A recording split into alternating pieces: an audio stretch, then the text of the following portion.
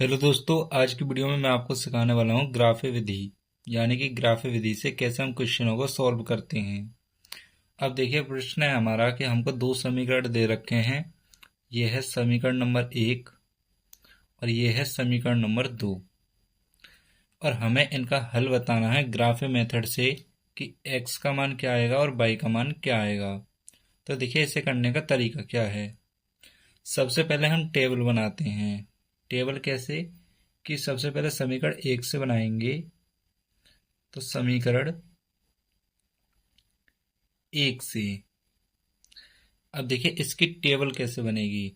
Table में आपको सबसे पहले नीचे लिखना है x और इसके नीचे लिखना है y। फिर आप इस तरीके से एक डंडा कर सकते हैं। इसके बाद इस समीकरण में x का कोई भी मान ले सकते हैं जो आपको अच्छा लगे। कोई भी वास्तविक संख्या, यानी कि कोई भी संख्या।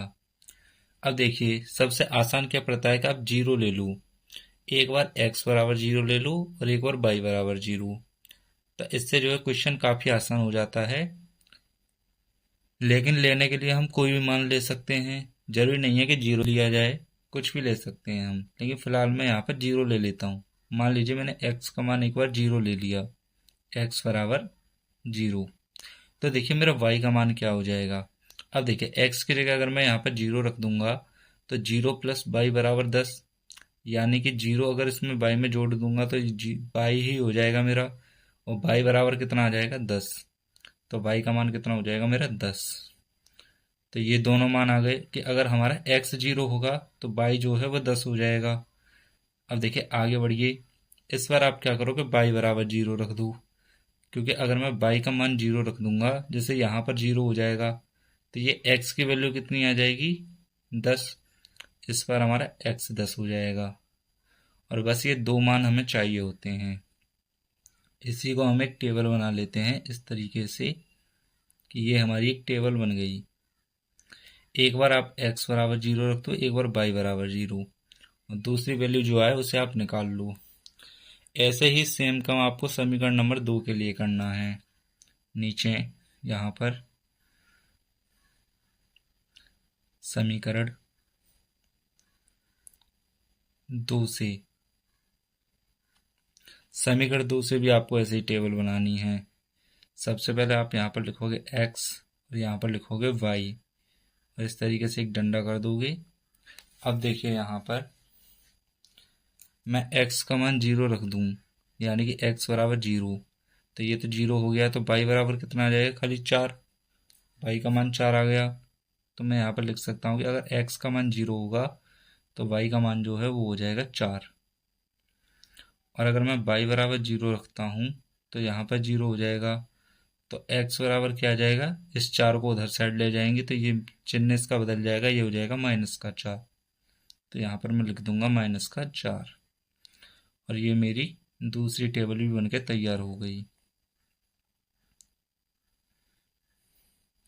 अब देखिए हमने जो ये टेबल बनाई है इसी से हम ग्राफ बना देंगे अपना। देखिए ग्राफ किस तरीके से बनाएंगे मैं यहाँ पर आपको बनाकर दिखाऊंगा। अगर आप बनाना चाहें तो ग्राफ पेपर पर भी बना सकते हैं, कहीं भी बना सकते हैं। चलिए समझते हैं कि ग्राफ कैसे बनाते हैं।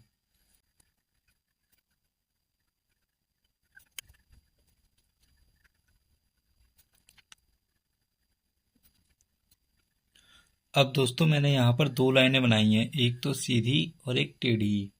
यहाँ पर इनका मूल बिंदु है। ये आपका एक्स अक्ष है ये वाला, और ये जो है ये है वाई अक्ष। अब आप देखिए कि मुझे एक्स की जो वैल्यू थी मैक्सिमम वो चाहिए 10, यानी कि ज़्यादा से ज़्यादा 10। 10 से आगे कोई वैल्यू नहीं है इसकी। तो मैंने यहाँ पर 10 तक ही लिया है। और ताकि ये ज़्यादा बड़ा ना हो जाए इसलिए मैंने यहाँ पर दो दो का गैप लिया है। अगर आप चाहो तो एक एक का भी गैप ले सकते हो, जैसे मैंने लिया है 2 4 6 8, इस तरीके से लिया है। और देखिए कम से कम जो वैल्यू चाहिए वो चाहिए -4। तो मैंने यहाँ से -4 से भी आगे ले रखी है वैल्यू। अगर बाई की बात करूँ तो बाई का मैक्सिमम मान पॉजिटिव में मुझको चाहिए 10 तक। तो मैंने यहाँ पर ले लिया है 10 तक। और देखिए कम से कम इसका ये जीरो होना चाहिए, तो मैंने जीरो से आगे ही लिया है। तो देखिए अब हम इसको आसानी से कर सकते हैं। अब देखिए हमको सीखना है कि हम लाइन कैसे ड्रॉ करेंगे।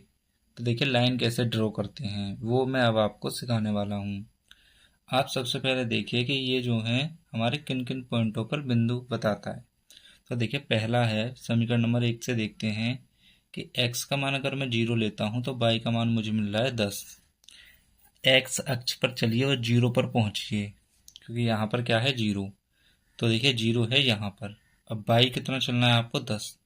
तो यहाँ से y अक्ष पर आप जाएंगे, यहाँ पर है 10, तो यहाँ पर मैं एक मार्क लगा दूंगा इस तरीके से।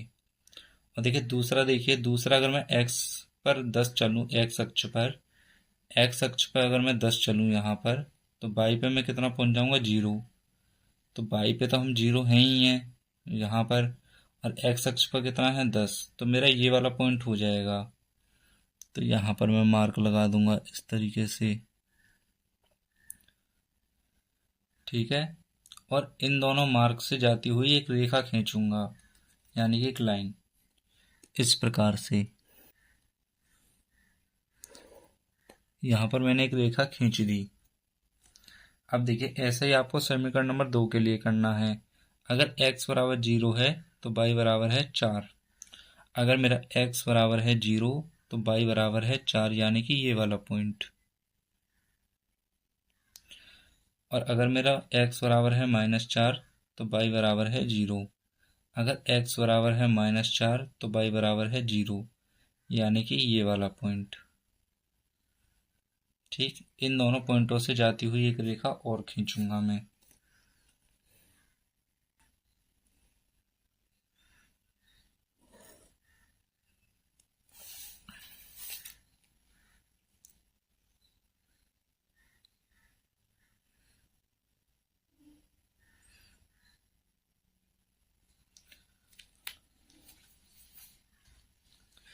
तो देखिए ये जो रेखा थी, इसका जो समीकरण था वो था पहला समीकरण, यानी कि x प्लस वाई बराबर 10।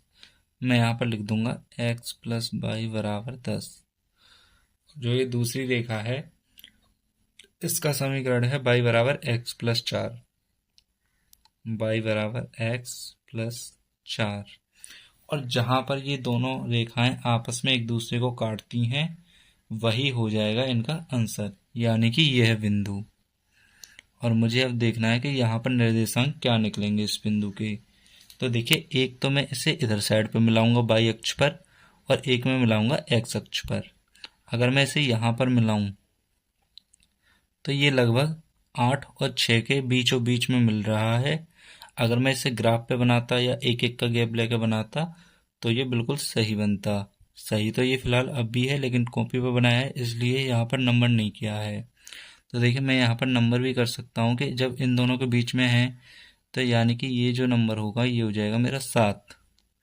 और अगर इसकी बात करूँ तो ये जो मिलेगा मेरा, ये मिलेगा 2 और 4 के बीच में, यानी कि यहाँ पर नंबर हो जाएगा मेरा 3। और लिखने का तरीका क्या होता है इसके, अगर मैं निर्देशांकों को समझाऊं मतलब लिखूं, तो देखिए पहले हम x अक्ष का मान लिखते हैं, फिर y अक्ष का। तो x अक्ष का मान कितना है 3, तो पहले मैं लिखूंगा 3 और बाद में y का लिखूंगा, यानी कि 7। तो ये है 3,7, ये जो बिंदु है।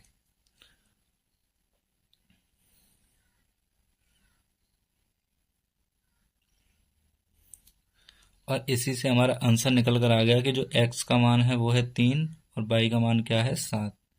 तो इसे हम यहाँ पर लिख सकते हैं कि x बराबर जो है आपका वो है 3 और y बराबर जो है वो है 7, और यही आपका आंसर हो जाएगा।